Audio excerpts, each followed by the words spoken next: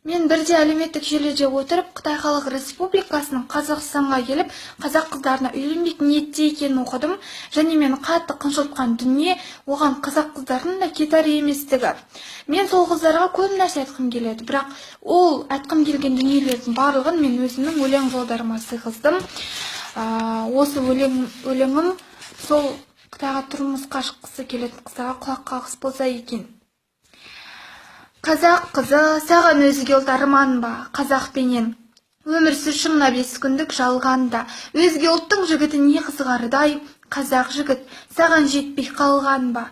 Қазақ қызы, есіңді жи ермегін, Қытай артынан кетуменді ермегін. Қаның қалсын, жаның қалсын қазақ боп, қорғай алады сені қазақ ерлерім. Қызық көзді Қытай саған ері болмас, көңілі тіпті өз жұртыңдай кең болмас. Отаныңды, отбасыңды ойласаң, өзге елде терезеңде тең болмас. Қазақ қызы, Қытай менен бармағын, тістемесін елім сосын бармағын. Қалай ғана түсінбейсің қалқамау, салайын деп жатыр Қытай қармағын. Қазақ қызы, осы күнге шүкірде, өзге ұлттың жігітіне жүгінбе. Есің болса, ертеңді ойлағын, су ішкен құдығыңа түкіріме. Жетеді ғой қазақ жігіт тойлары, қазақ болып сыйластығын жоймады. Біле білсең, қысық көзді Қытайдың соғыссыз жаулап алу ойлары.